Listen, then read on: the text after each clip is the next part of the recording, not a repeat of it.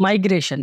ఇది 2023లో రిలీజ్ అయిన ఒక American comedy and adventure animation movie. ఈ సినిమా చూసిన తర్వాత మనం గూడా ఒక పక్షిలాగా పుట్టి ఉంటే ఎంత బాగుంటది అని అనిపిస్తది.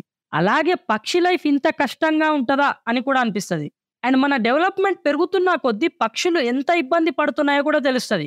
సో లేట్ జేయకుండా సినిమా ఎట్లుందో మాట్లాడుకుందాం పదండి.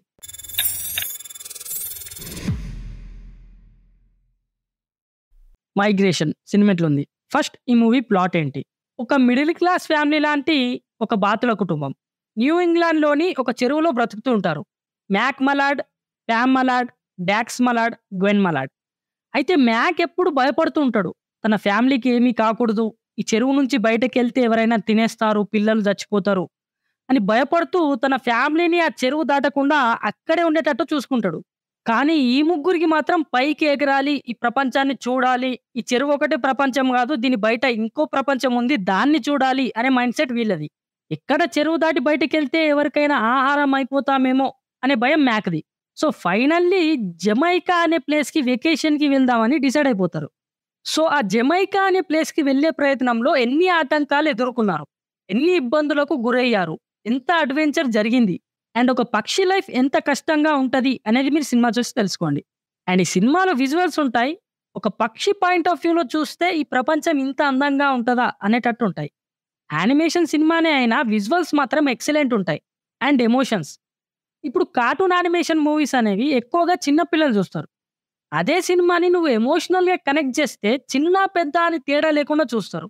ఇప్పుడు 'డోరేమాన్‌ది' ఒక మూవీ ఉంటది. 'Nobita and the steel troops' అని. చిన్నప్పుడు ఈ సినిమాలోని కొన్ని సీన్స్ చూస్తున్నప్పుడు ఏడుపొచ్చేది. అంటే ఎమోషనల్‌గా అంత కనెక్ట్ అవుతాం స్టోరీకి.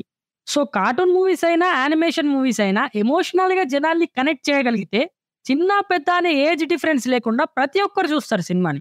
సో, ఈ సినిమాలో అది వర్కౌట్ అయింది. అండ్ బ్యాక్‌గ్రౌండ్ మ్యూజిక్ గూడా అడ్వెంచర్ సీన్స్ వచ్చినప్పుడు అండ్ మంచి విజువల్స్ వచ్చినప్పుడు ఆ సీన్‌ని అలా లేపేస్తది బ్యాక్‌గ్రౌండ్ స్కోర్.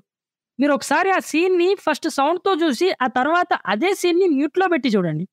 మీకే తెలుస్తది బ్యాక్‌గ్రౌండ్ మ్యూజిక్ అనేది ఆ సీన్‌కి ఎంత హై ఇచ్చిందో అని. సో, ఈ మూవీ జియో సినిమాలో హిందీ అండ్ ఇంగ్లీష్‌లో అవైలబుల్‌గా ఉంది. జియో సినిమా ఇప్పుడు జస్ట్ ₹29కే 1 మంత్ సబ్స్క్రిప్షన్ ఇస్తుంది. సో, ఒకసారి ట్రై చేయండి. సో, ఇలా డిఫరెంట్ డిఫరెంట్ మూవీస్ అన్నీ మీకు సజెస్ట్ చేస్తూనే ఉంటాను. యానిమేషన్ గావచ్చు, థ్రిల్లర్ గావచ్చు, క్రైమ్, సస్పెన్స్, అడ్వెంచర్ ఇలా ప్రతి జోనర్ మూవీస్‌ని మీకు సజెస్ట్ చేస్తూనే ఉంటాను. సో, మీరు సబ్స్క్రైబ్ చేసుకొని వెయిట్ చేయండి. Thank you. హాయ్! నా రివ్యూ గనుక మీకు నచ్చినట్లయితే నా ఛానెల్‌ని సబ్స్క్రైబ్ చేసుకొని పక్కనున్న గంటని కొట్టండి. రండి ఛానెల్‌లో వీడియోస్ చూడండి. మీకు నచ్చితేనే సబ్స్క్రైబ్ చేసుకోండి. లేదా లైక్ కొట్టెళ్ళిపోండి.